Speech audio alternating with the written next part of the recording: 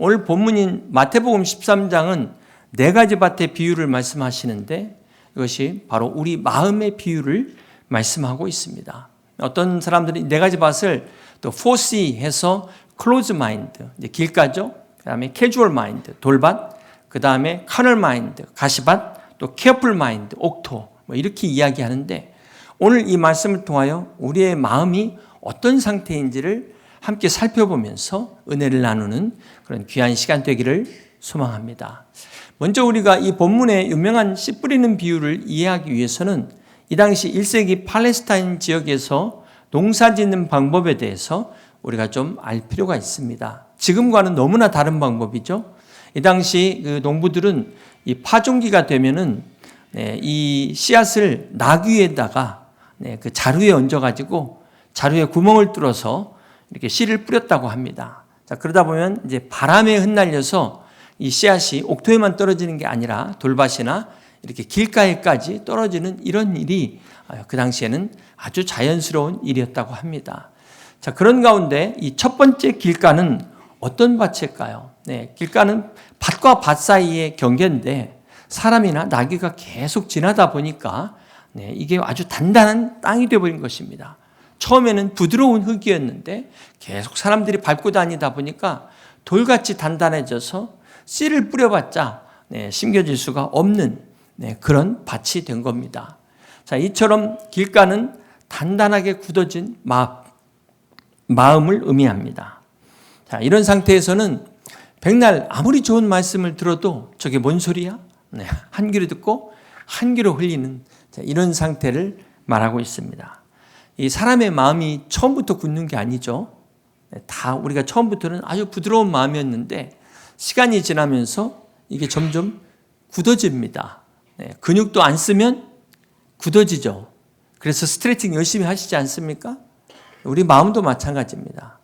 병원에 가셔서 어떤 분들은 동맥경화라 그러고 또 간경화다 그러고 폐경화, 심장경화, 다발성 경화, 아무튼 이 경화가 종류가 너무나 많은데 이 모든 경화 중에서도 가장 위험한 것은 심령경화, 마음이 단단해지는 것이 더 위험한 것입니다.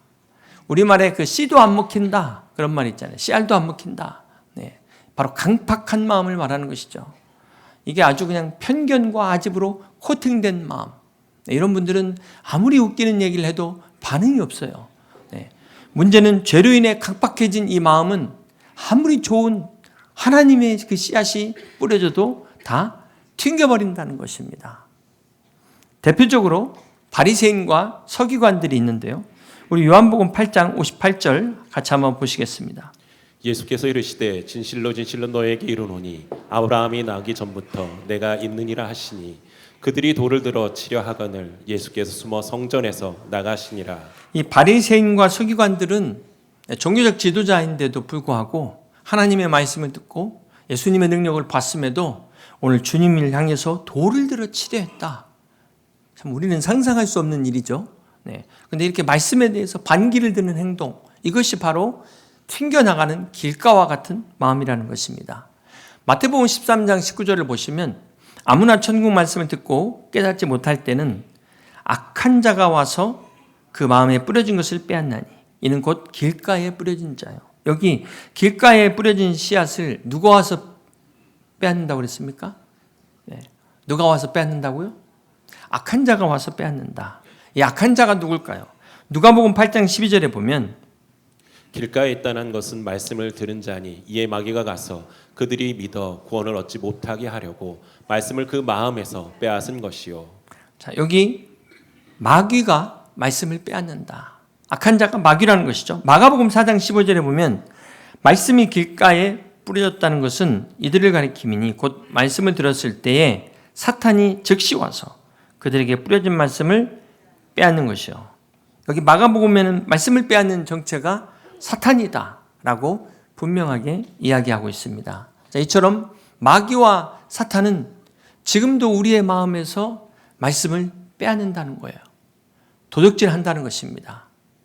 자, 여기서 마귀와 사탄이라는 것은 무엇을 말하죠?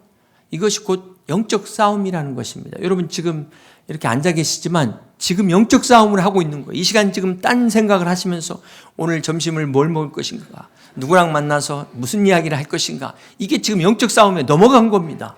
몸은 앉아있지만 지금 정신이 팔려있는 것, 이게 영적 싸움이라는 거예요. 그게 아니면 어떻게 합니까? 주무시게 만드는 거죠. 주무시게 만들어서 말씀을 못 듣게 하고 또 들은 것도 금방 잊어버리게 만드는 것. 그래서 제가 확인을 하는 거 아니겠습니까? 여러분, 믿음은 들음에서 나며 들음은 그리스도의 말씀으로 말미암느니라 그랬습니다. 그런데 이 말씀이 안 들리면 믿음이 어디서 나겠어요? 어떻게 우리의 영이 자랄 수 있겠습니까? 그렇기 때문에 신앙생활에 있어서 이 말씀을 듣는 것은 대단히 중요한 것입니다.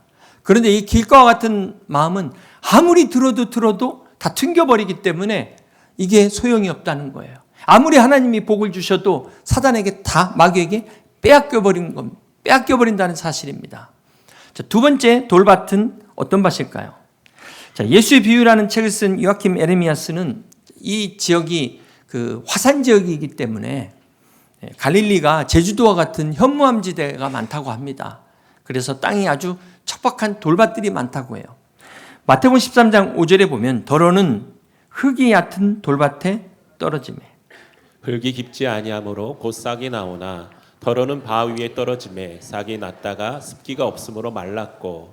그러니까 여기 지금 말하고 있는 흙이 얕은 돌밭이라는 게 우리 생각에 그냥 밭에 돌이 많은 정도가 아니라 바위 위에 흙이 얕게 있는 이 흙이 얕은 돌밭이라는 것은 바위를 말하는 겁니다. 그러니까 일단은 흙이 있으니까 씨가 심겨지겠죠. 근데 여기서 길가, 이 앞에 길가와 차이가 뭘까요? 길가는 단단해 갖고 씨가 심겨지질 않아요. 자, 그런데 돌밭은 씨가 심겨지지만 흙이 얕기 때문에 뿌리를 내리지 못하는 문제입니다. 첫 번째 길가는 씨의 문제라면 두 번째 돌밭은 뿌리의 문제다. 그래서 모든 식물에 있어서 가장 중요한 게 뿌리입니다. 뿌리. 자, 어느덧 낙엽이 다 떨어졌더라고요. 벌써 다 나무들이 앙상하게 가지만 남아가지고 지금 죽은 나무처럼 보이잖아요. 그런데 저 나무가 내년이 되면은 이제 활짝 이파리를 내면서 또 살아날 겁니다. 그게 바로 뿌리가 있기 때문이죠. 뿌리가 살아있는 나무는 살아있는 나무입니다. 우리 신앙도 마찬가지예요. 우리 신앙도.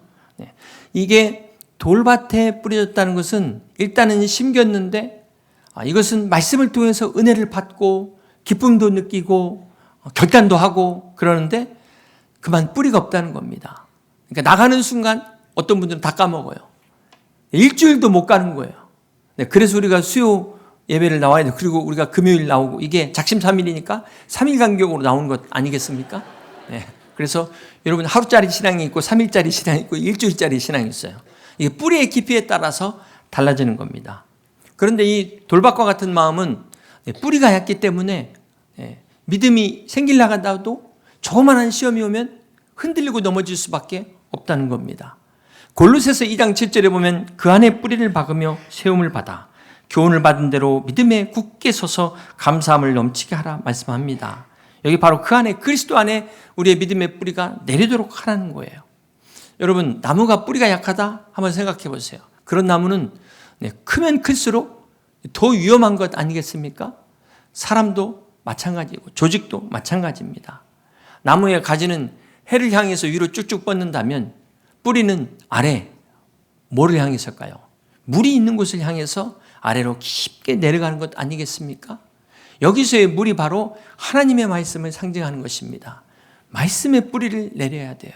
시편 1편에 보면 복 있는 자는 시냇가에 심기운 나무처럼 철을 따라 열매를 맺으며 그 잎사귀가 마르지 아니함 같은 형통한 열매를 맺기 위해서는 그 뿌리가 시냇가에 심기운 것처럼 깊이 심겨야 되는 것입니다.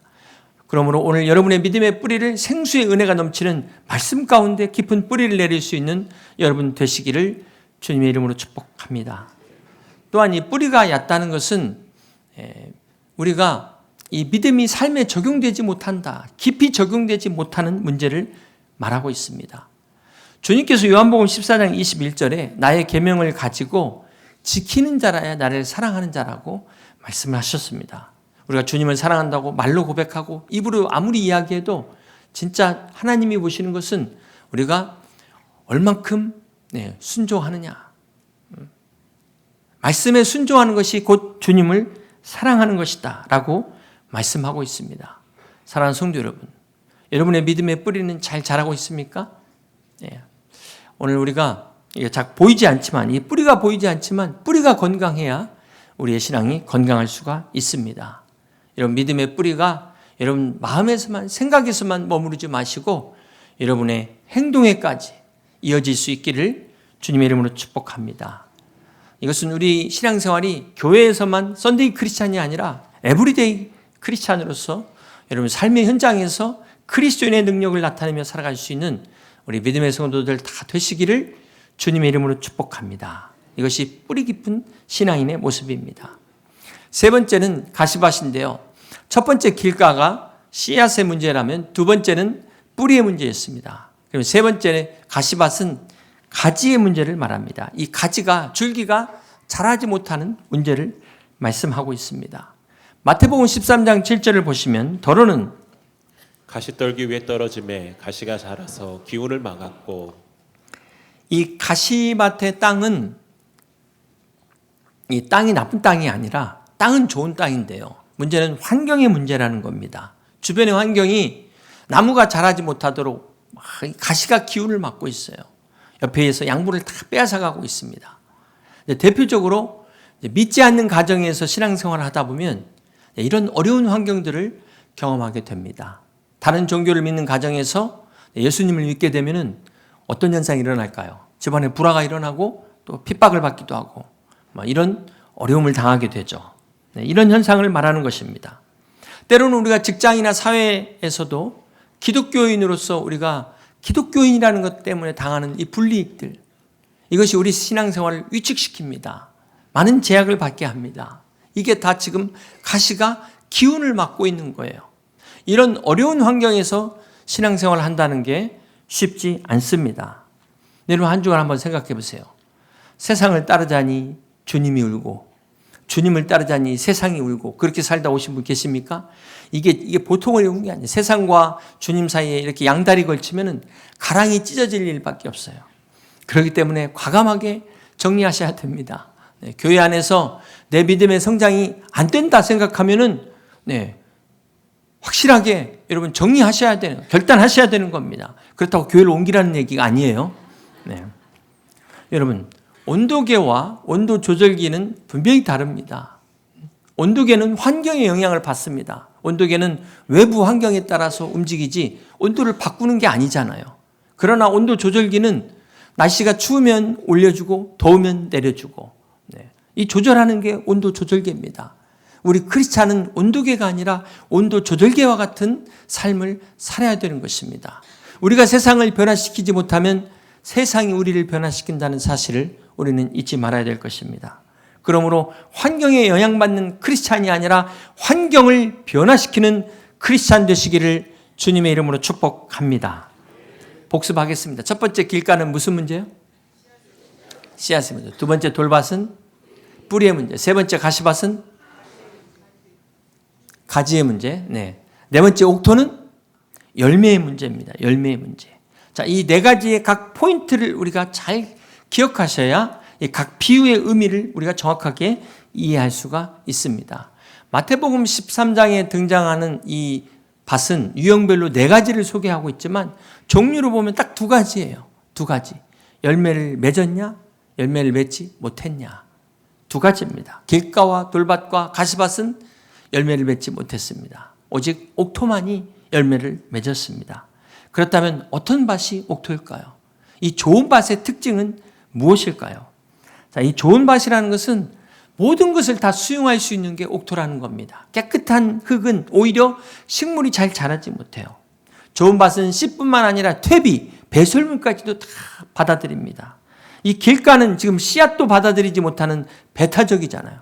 그런데 옥토는 씨앗만 받아들이는 게 아니라 이 거름, 썩은 것까지도 다 거부하지 않고 받아들여서 생명으로 창조하잖아요. 재창조를 하잖아요. 이게 옥토의 특징입니다. 사랑하는 성도 여러분, 오늘 이 비유의 밭은 바로 우리 크리스찬들, 성도의 마음을 비유하고 있어요. 교회는 하나님의 밭을 비유하고 있습니다. 그러니까 교회가 좋은 밭이 되려면 어떻게 해야 될까요? 배타적이 되면 안 되고 끼리끼리만 모이면 안 되고 어떤 사람이든 모든 사람을 포용할 수 있는 교회가 좋은 교회라는 것입니다. 성도도 마찬가지죠.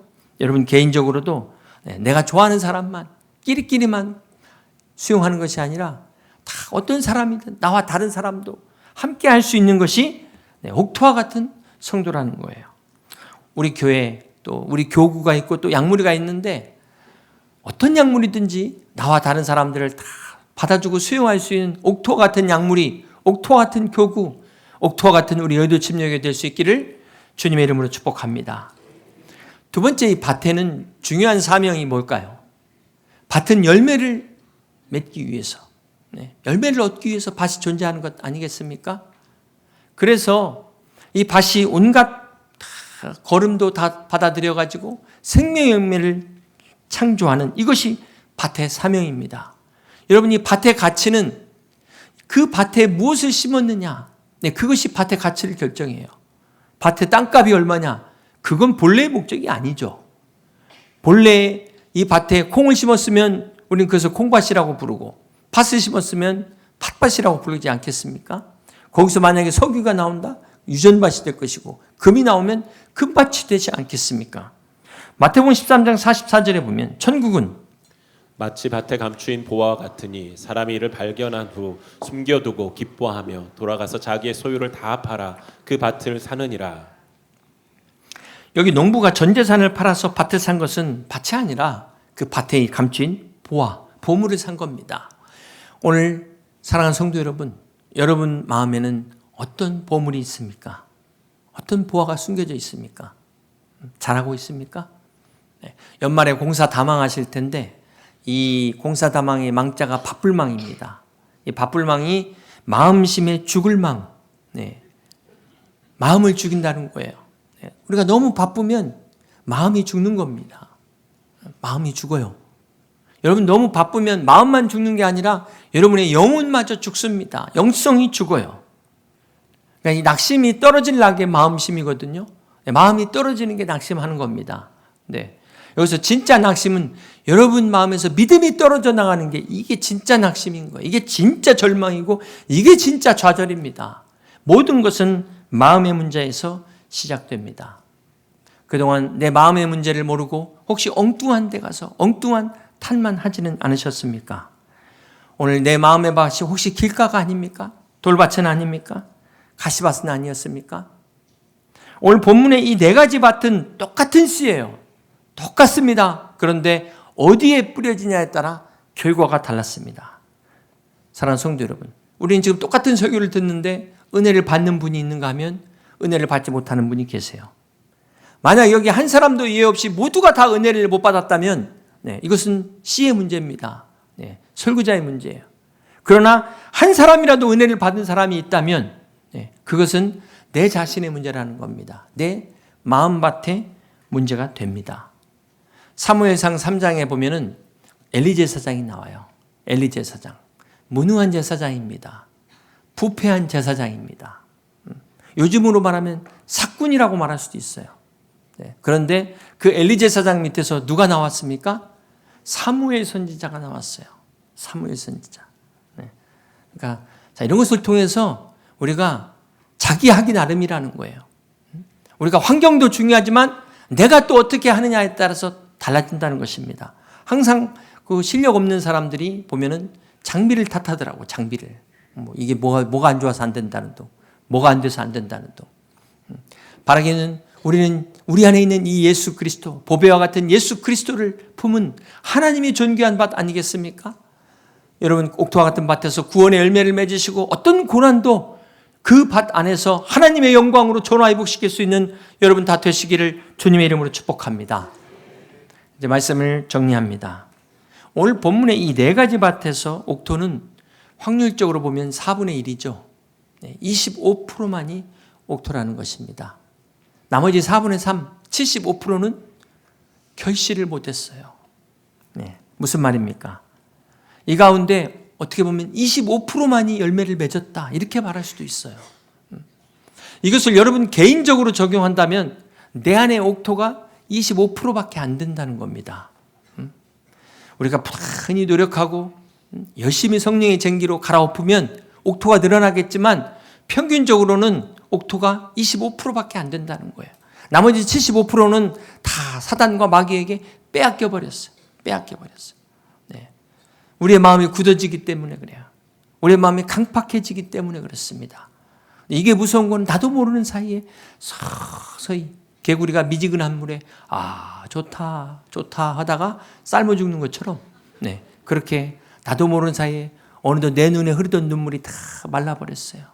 말씀에 그렇게 은혜를 주시고 감동했던 그게 언젠지 기억조차 나질 않아. 그렇게 우리의 영혼이 고갈되어 기갈되어 메말라 죽게 되는 것입니다. 이게 무서운 거예요. 나도 모르는 사이에 25%의 옥토가 아니라 옥토의 존재 자체가 다 사라져버리게 되는 강팍한 심령이 돼버린다는 것입니다. 사랑하는 성도 여러분, 부드러운 옥토는요 이렇게 호미로 할 때 힘이 안 들어요. 그냥 살살살살살살 씨앗 심으면 돼요. 근데 길가는 어떻게 됩니까? 이게 해가지고 호미가 찍히질 않아. 얼마나 단단한지 들어가질 않아. 혹 여러분 말씀을 들을 때 찔림이 있으십니까? 아픔이 있으십니까? 그거는 여러분 그만큼 내가 단단하다는 거예요. 내 마음이 단단하다는 증거예요. 그러므로 우리가 고난을 예방하는 길이 매주마다 성령의 쟁기와 말씀의 호미로 이렇게 살살살살 뒤집어주고 가시면 돼요. 이게 매주마다 오셔서 뒤집어주면 괜찮은데 어쩌다 오시면 이게 굳어가지고 이것 갖고 안 돼. 그냥 꽃갱이로 쳐야 돼. 그러려면 얼마나 아프겠습니까? 얼마나 아프시겠어요? 에스겔서 36장 26절에 보면 또 새 영을 너희 속에 두고 새 마음을 너희에게 주되 너희 육신에서 굳은 마음을 제거하고 부드러운 마음을 줄 것이며 성령의 역사는 무엇입니까? 불같은 성령이 임하셔서 돌같은 마음을 다 제거하시고 태우셔서 냉랭한 마음을 뜨겁게 변화시키는 성령의 역사가 임하시기를 주님의 이름으로 축복합니다. 마태복음 13장 23절에 좋은 땅에 뿌려졌다는 것은 말씀을 듣고 깨닫는 자니 결실하여 어떤 것은 100배, 어떤 것은 60배, 어떤 것은 30배가 되느니라 하시더라. 좋은 땅에 열매가 맺히는데요. 결과가 달라요. 좋은 땅이라고 해서 결과가 똑같지 않다는 것입니다. 어떤 사람은 100배, 어떤 사람은 60배, 30배라는 거예요. 자, 그런데 왜 30배, 60배, 100배가 아니고 처음부터 100배일까? 저 이 순서가 궁금하더라고요. 왜 100배로 했지? 그래서 먼저 보려면은 이 당시 농업에서의 수확은 일반적으로 7배랍니다. 곡식 하나에 7배. 거기서 잘해야 10배래요. 그런데 100배라는 거는 이게 얼마나 큰 개념이겠어요. 이게 개념이 딱 오잖아요. 물론 이것을 막 숫자적으로 문자적으로 해석하면 안 되겠지만 100배라는 것은 셀 수 없는 무한한 하나님의 복을 강조하는 것입니다. 그럼에도 불구하고 성경은 구체적인 숫자로 말씀하고 있다는 거예요. 신명기 1장 11절 봅니다. 너희 조상의 하나님 여호와께서 너희를 현재보다 몇 배나? 1000배나 많게 하시며 너희에게 허락하신 것 같이 너희에게 복 주시기를 원하노라. 여러분 이게 3500년 전에 말씀하신 거예요. 3500년 전에 1000배면 지금 인플레이션 감안해서 몇 배 해야 되는 거예요.